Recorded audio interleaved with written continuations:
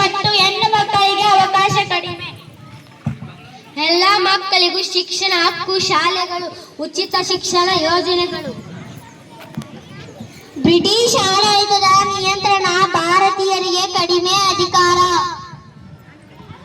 ಸ್ವಂತ ಪ್ರಜಾಪ್ರಭುತ್ವ, ಸರ್ಕಾರ ಜನರಿಂದ ಮತದಿಂದ ಆಡಳಿತ. ಸ್ವತಂತ್ರವಾಗಿ ಮಾತನಾಡಲು ಅವಕಾಶ ಕಡಿಮೆ.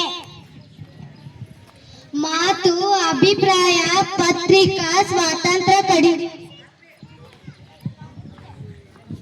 ಶಿಕ್ಷಣ ಮತ್ತು ಸ್ವಾತಂತ್ರ್ಯ ಕಡಿಮೆ. ಮಹಿಳೆಯರಿಗೆ ಸಮಾನ ಹಕ್ಕು, ಶಿಕ್ಷಣ ಮತ್ತು ಉದ್ಯೋಗ ಅವಕಾಶ. ಮೂಲಭೂತ ಹಕ್ಕುಗಳು ಇಲ್ಲ ಅಥವಾ ಕಡಿಮೆ.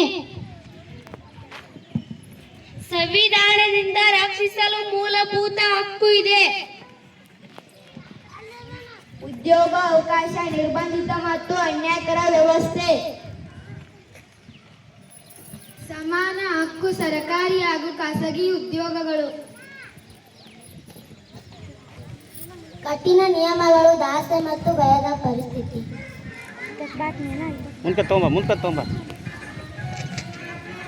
ಸ್ವತಂತ್ರ ಜೀವನ ಮತ್ತು ಅಭಿವೃದ್ಧಿ, ಸುರಕ್ಷತೆ ಕಡಿಮೆ.